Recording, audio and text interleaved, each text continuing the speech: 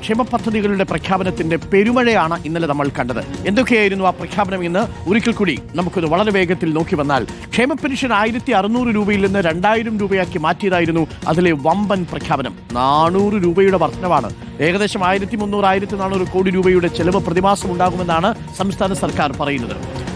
വലിയ വർധനയാണ്. ആ അർത്ഥത്തിൽ അത് സാധാരണക്കാരെ സംബന്ധിച്ച് വലിയ ആശ്വാസകരവുമാണ് എന്നുള്ളതാണ്. പ്രതിമാസം കിട്ടുന്ന 2 പേർ പെൻഷൻ പറ്റുന്നവരായിട്ട് വീട്ടിലുണ്ടെങ്കിൽ അവർക്ക് കിട്ടാൻ പോകുന്നത് എത്രയാണ്? 4000 രൂപയാണ് അടുത്ത മാസം മുതൽ കിട്ടാൻ പോകുന്നത്. ഇത് വാഗ്ദാനമല്ല, അടുത്ത മാസം മുതൽ കയ്യിൽ എണ്ണി വാങ്ങാൻ പോവുകയാണ്. അപ്പോൾ 6 മാസമെങ്കിലും ഈ വർദ്ധിപ്പിച്ച 2000 രൂപ പെൻഷൻ വാങ്ങുന്നവരാണ് അടുത്ത നിയമസഭാ തെരഞ്ഞെടുപ്പിൽ വോട്ട് ചെയ്യാൻ പോകുന്നത്.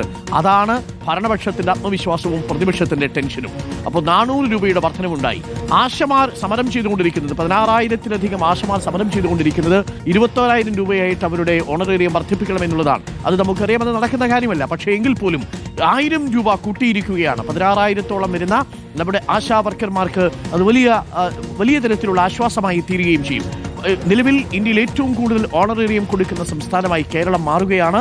1000 രൂപ ഓണറേറിയം വർദ്ധിപ്പിച്ചു. പക്ഷേ ഈ വർധനവ് കൊണ്ട് ആശമാർ തൃപ്തിപ്പെടുന്നില്ല എന്നാണ് അറിയാൻ കഴിയുന്നത്. അവരാവശ്യപ്പെടുന്നത് 21,000-ആയി അത് വർദ്ധിപ്പിക്കണമെന്നുള്ളതാണ്.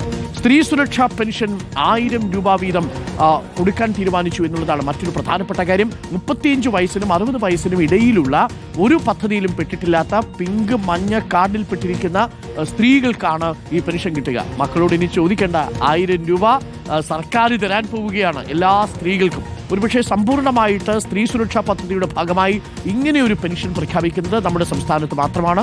അതിന് പിന്നിൽ സാമൂഹിക നീതിയുടെ, ലിംഗനീതിയുടെ ആശയമുണ്ട് എന്നാണ് മുഖ്യമന്ത്രി പറയുന്നത്. കണക്ട് ടു സ്കോളർഷിപ്പിൽ പ്രതിമാസം 1000 രൂപ വീതം ചെറുപ്പക്കാർക്ക് കൊടുക്കാൻ പോകുന്നു.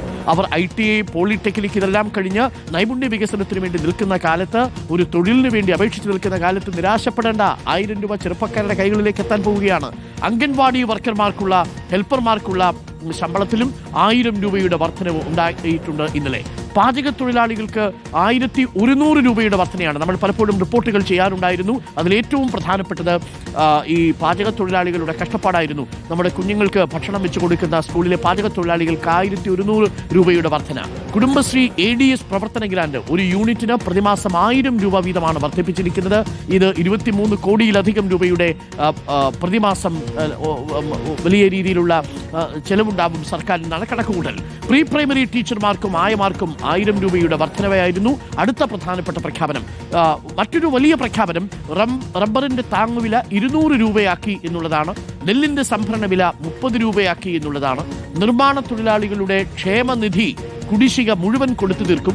പട്ടികവർഗ വിദ്യാർത്ഥികൾക്കുള്ള പോസ്റ്റ് മെട്രിക് സ്കോളർഷിപ്പും അതിനുവേണ്ടി 40.35 കോടി രൂപ മാറ്റിവെച്ചു എന്നുള്ളതാണ്. മത്സ്യത്തൊഴിലാളി വിദ്യാർത്ഥികൾക്കുള്ള സ്കോളർഷിപ്പിന് 25 കോടിയും. ഇനി സർക്കാർ ജീവനക്കാരെയും നിരാശപ്പെടുത്തിയില്ല.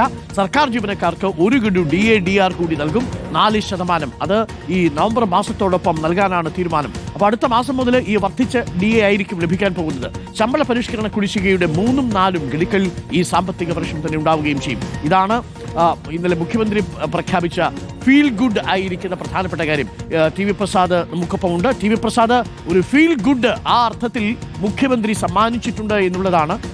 ഈ പ്രഖ്യാപനങ്ങൾ വന്നതോടുകൂടി PMശ്രീയുമായി ബന്ധപ്പെട്ട വിവാദങ്ങൾ ഈ വാർത്തയ്ക്ക് പിന്നിലായി എന്നുള്ളതാണ്. ഇന്ന് പ്രധാന തലക്കെട്ട് ഞാൻ പത്രത്തിൽ നമ്മൾ പ്രതീക്ഷിക്കുന്നത് ഇത് തന്നെയാണ്. പക്ഷേ പത്രത്തിൽ PMശ്രീ തന്നെയാണ് മനോരമയിലെ പ്രധാനപ്പെട്ട തലക്കെട്ട്. PMശ്രീ CPIയുടെ അടിയറവ് പറഞ്ഞ് ക്ഷീണമായി എന്നാണ് മലയാള മനോരമ.